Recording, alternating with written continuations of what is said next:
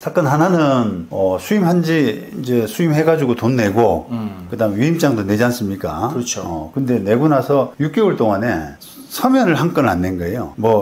이제 그 사건은 피고인데요. 피고로서 이제 상대방 주장하는 것에 대해서 서면 한 건을 안 내고 네. 그냥 중간에 뭐 조정 절차 있는 것도 그냥 맨몸으로 들어가고 답변도 없이. 서면 안 내고 그냥 서면 안 내고. 근데 이제 그게 우리가 어떨 때는 뭐 이렇게 예를 들면 그 지연 전략 있지 않습니까? 소송을 막 명도 사건이 대표적인데요. 명도 사건의 피고 같은 경우는 일부러 답변을 좀 늦게 내고 이렇게 하면서 미루고 네. 끌어가는 사건을 끌어가는 전략적인 차원에서 이제 그렇게 할 수가 있는데 그 사건은 사실은 이게 그 지연 전략을 먹히지 않는 사건입니다. 적절치 않은 사건이에요. 그러니까 답을 하고 판사님한테 공방을 하면서 우리는 정당하다. 적극적으로 해야 되는. 그래야 이미지가 나빠지지 않는 그런 사건임에도 불구하고 6개월 동안 아무것도 한 게 없어요. 너무 심각하더라고요, 그게. 이제 변호사가 제가 어떤 변호사인지 한번 봐야겠다라고 이렇게 양력을 이렇게 보니까, 의뢰인과 같이 보니까, 이제 변호사 두 사람이 자기 사건 담당을 하는데, 네. 고참 변호사. 네. 그 사람이 팀장이라고 그러네요. 팀장 변호사를 이제 검색을 해보니까, 이 사람이 변호사 4년 차예요. 진짜요? 로스쿨 이제 합격해가지고, 연수 이제 4년 차가 되는데, 의뢰인이 그걸 보더니 깜짝 놀라면서 수임할 때는 그 사람이 팀장이고 연차가 한 10년 차 이상으로 자기 스스로를 소개하더라는 겁니다. 그러니까 4년 차인데 저는 10년 이상 경력됐다고 그렇게 거짓말한 겁니다, 의뢰인한테. 공부만 10년 한 거 아닙니까? 모르겠어요. 사실 저도 이제 연차가 좀 낮을 때는 그 연차가 낮다는 게 사실은 좀 콤플렉스고 핸디캡이고 이래가지고 연차를 약간 부풀렸어요. 저도 스스로. 그러니까 제가 만약에 4년 차면은 6년 차, 5년 차 이렇게 한 1년씩 이제 이렇게 좀 부풀려 왔었는데 그거는 이해는 되죠, 그게. 그렇죠. 근데 이제 이게 4년 차인데 자기가 10년 차 이상이다라고 하는 거는 거짓말이죠. 조금 너무 거짓말이지 않습니까? 그런 거고, 이제 그렇게 거짓말을 쳤고, 그 다음에 또 도와주는 이제 보조 변호사, 그 사람은 검색을 해보니까 또 변호사 명부에 나오지도 않아요, 또. 검색이 안 돼요. 왜요? 모르죠, 이제. 그 로펌에 뭐 문제가 있는지 아니면 연차가 너무 낮아서 그런지, 검색도 안 되고. 그래서, 이거 참 너무 심각하구나. 수임할 때부터 이런 거짓말을 쳐가지고. 이런 건 어떻게 법적으로 못하나요? 사기, 기망 이런 거 안 되나요? 그러니까요. 그래서 이제 뭐 실제로 또 사건 맡겨놓으니까 속아서 사건 맡겼는데 6개월 동안 아무 답변서도 안 내고 이런 일이 있었다는 겁니다. 그래서 이제 그 사건은 그 변호사를 이제 해임하는 걸로 그렇게 결정을 했고요. 또 다른 돈도 못 빌려받고요? 돈은 이제 뭐 협상을 하고 있습니다, 의뢰인이. 그다음 이제 두 번째 사건. 네. 두 번째 사건도 그거는 답변서를 냈다고 그러네요, 최근에. 그래서 그 답변서를 이제 보고 어떻게 사건 진행되는가. 의뢰인은 이제 그 법인에 너무 넌더리가 나가지고 진저리가 나서 해임하려고 뭐 저한테 다 맡기려고 이제 상담을 하는데 뭐 저는 이제 무턱대고 맡을 수는 없으니까. 그렇죠. 사건을 한번 보고 뭐 그 로펌에서 잘했는지 못했는지 뭐 사건은 어느 정도 진행됐는지 이런 것들을 종합해서 좀 보고 수임을 하더라도 해야 되잖아요.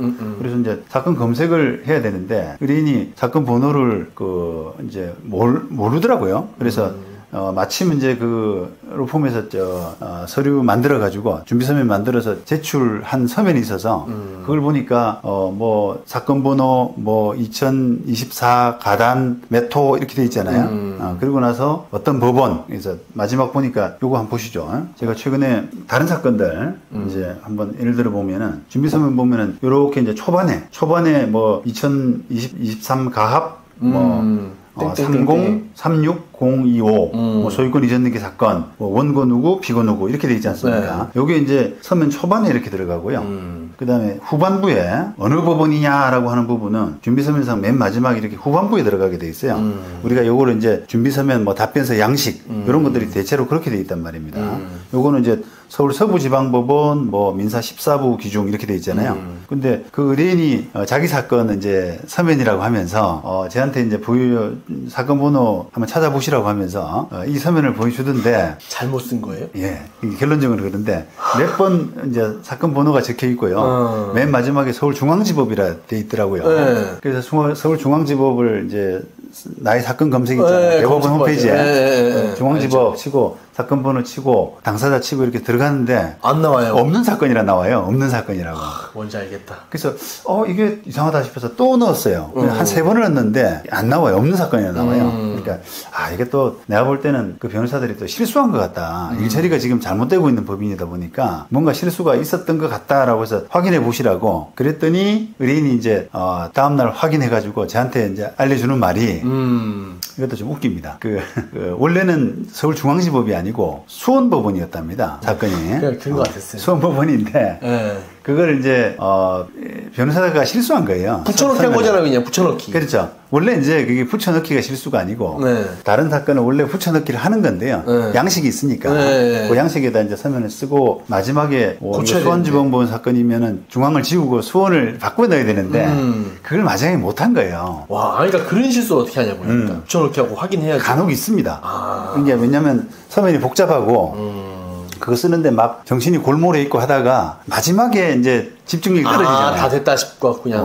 있습니다, 그거는. 근데 변호사로서 이제 이해가 되고 그런 건데, 이제 그 담당 변호사가 그 마지막 부분을 못 고치고 실수로 이제 의뢰인한테 보냈단 말이죠. 근데 의뢰인은 그렇게 제출하셔도 좋다라고 해가지고 접수하는 단계에서 이제 보나마나, 이게 당연히, 수원 사건을 중앙으로 신고했으니까 안 들어가죠. 그러니까, 이게 수원으로 고쳐가지고 다시 제대로 집어넣은 거예요. 그래서 법원이 접수는 제대로 됐는데, 문제는 이제 의뢰인한테 서면 중개, 프린트해서 중개, 중앙지법으로 해서 이렇게 갔잖아요. 의뢰인은 내 사건이 중앙인가라고 그렇게 알고 있었던 겁니다. 그렇지.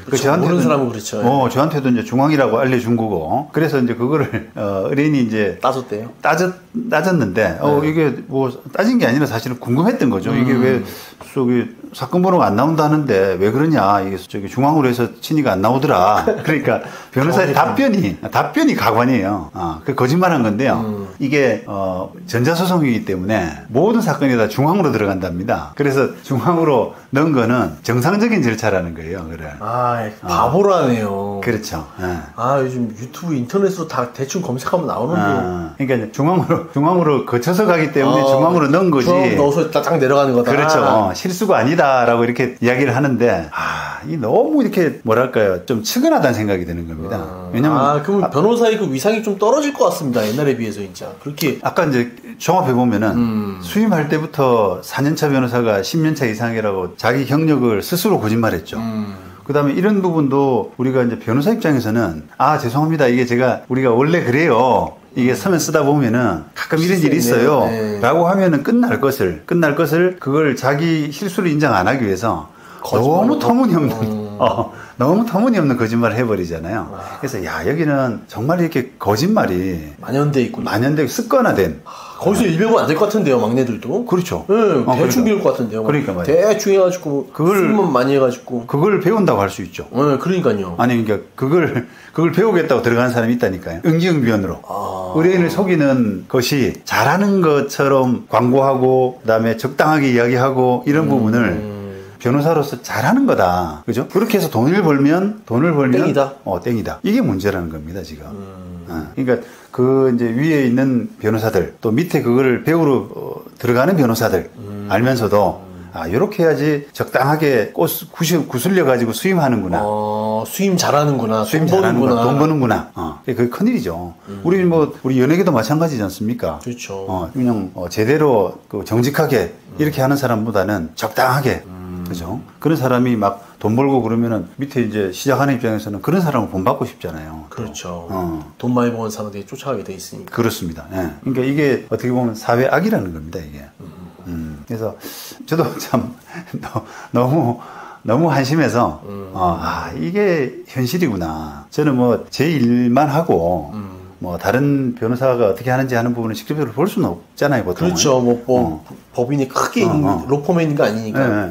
기껏해야 이제 아는 의뢰인들이 이게 너무 이 변호사한테 맡겼더니 너무 답답해요. 그렇게 해서 가져온 거 보면은 이거는 방향을 좀 잘 못 잡았다든지 그 역량이 부족해서 어쩔 수 없는 경우가 있거든요, 그게. 연차가 부족하기 그러니까 때문에 경험이 부족하기 네. 때문에 그런 어떤 인사이트가 없어요.